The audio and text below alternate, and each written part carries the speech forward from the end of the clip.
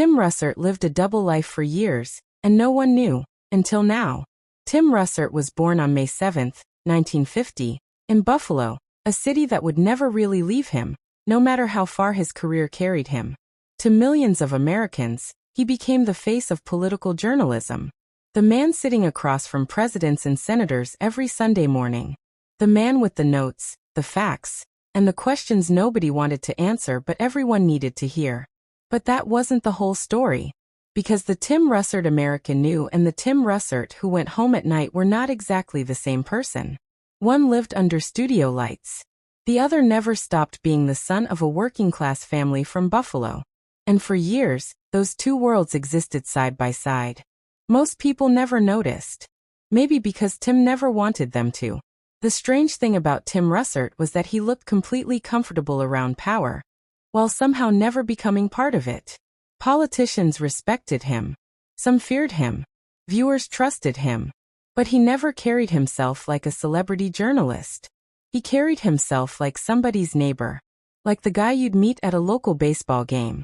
Like the father standing next to you at a school event. That authenticity wasn't manufactured. It was who he was. And maybe protecting that part of himself became the hidden battle of his life. Before the television cameras and the national fame, there was simply a boy growing up in Buffalo in a family built on discipline, hard work, and loyalty.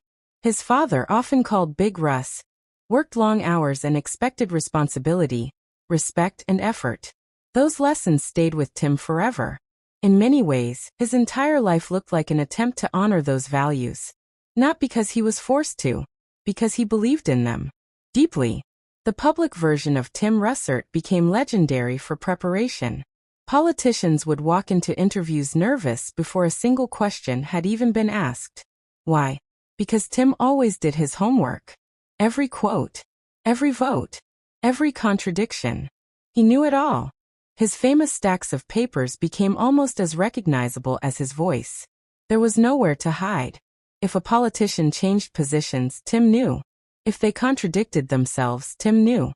If they hoped to dodge the question, Tim knew that too. But unlike many interviewers, he wasn't trying to embarrass people. He wasn't trying to become the story himself. He simply believed that answers mattered. That voters deserved honesty. That public service required accountability. Those ideas sound obvious. Today they almost sound revolutionary. Because somewhere along the way, politics became entertainment. Arguments became performances. Outrage became currency. Tim Russert belonged to a different era. An era where journalism wasn't supposed to win. It was supposed to inform. And maybe that's why people trusted him. Trust is rare. Especially in media. Even rarer in politics. Tim somehow earned it from both sides. That doesn't happen by accident. But while America watched the journalist, another Tim Russert existed away from the cameras. A husband. A father. A son who never stopped calling home. A man who loved sports almost as much as politics. A man who could spend hours talking about baseball, family stories, and memories from Buffalo. That was his other life. And he protected it carefully. Because success changes people. At least that's what everyone says. Especially success in places like Washington, D.C. Power changes how people speak. How they think. How they see themselves. Tim spent years working in the center of American power, without allowing it to rewrite who he was. That may have been his greatest achievement. The farther he climbed, the tighter he held on to home. His love for Buffalo became almost famous in itself. He talked about it constantly. He wore it proudly. The city wasn't just where he came from. It was who he was. For Tim Russert, success didn't mean escaping your roots. Success meant honoring them. That philosophy shaped everything. Even his interviews. Because Tim didn't ask questions like an insider protecting insiders. He asked questions like someone sitting in a kitchen back in Buffalo wondering how political decisions would affect ordinary families. Could they afford groceries? Would they keep their jobs? Would their children have opportunities? Politics wasn't theory to him. Politics was personal. That difference changes journalism. You can hear it in the questions. You can feel it in the conversations. And maybe viewers recognized that even if they couldn't explain it. There is another reason people connected with Tim. He listened. Actually listened. That sounds simple. It isn't. Many interviewers are simply waiting for their turn to speak. Tim listened for meaning, for hesitation, for what wasn't being said. His interviews often felt less like interrogations, and more like conversations where truth eventually ran out of places to hide. That was his gift. Not aggression. Patience.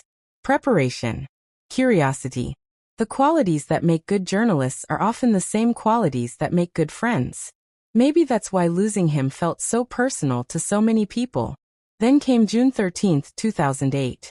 A normal workday. Or at least it began that way. Tim Russert was preparing for another broadcast when he suffered a sudden heart attack. He was 58 years old. 58. For millions of viewers, the news felt impossible. People didn't expect Tim Russert to disappear. People like him feel permanent. Like landmarks. Like institutions. Like they'll somehow always be there every Sunday morning asking the questions everyone else forgot to ask. But life doesn't make those promises. The reaction was extraordinary. Politicians from opposing parties mourned together. Journalists who had spent years competing with him mourned together. Viewers cried for someone they had never actually met. That says something important. People don't grieve television personalities like that. They grieve trust like that. They grieve familiarity like that. They grieve authenticity like that. America wasn't just losing a journalist. America was losing someone who made complicated things feel understandable. Someone who reminded people that disagreement didn't have to become hatred. Someone who proved that seriousness and kindness could exist in the same room. Maybe that was the double life nobody noticed for years. Not scandals. Not secrets. Not hidden controversies. The real double life was much quieter. There was the public Tim Russert, the national journalist, the political heavyweight interviewing presidents and shaping conversations. And there was the private Tim Russert, the Buffalo kid who loved baseball, family dinners, old traditions, and the values his father taught him decades earlier. Most people eventually choose one version of themselves. The successful version replaces the original version. Tim never let that happen. He carried both lives together. The powerful journalist and the ordinary man. The television icon and the son of Buffalo. And somehow neither one destroyed the other. That's harder than it sounds. Because the world rewards reinvention. Tim Russert believed in remembrance. Remember where you came from. Remember who helped you get there. Remember the values that mattered before anyone knew your name. In the end, perhaps that was his real legacy. Not the interviews. Not the awards. Not the ratings. Not even the headlines. His real legacy was proving that success doesn't have to cost you your identity. That ambition and humility can exist together. That you can stand in the center of power without surrendering to it. And in a world constantly asking people to become someone else, maybe Tim Russert's greatest accomplishment was beautifully simple. He never stopped being Tim Russert.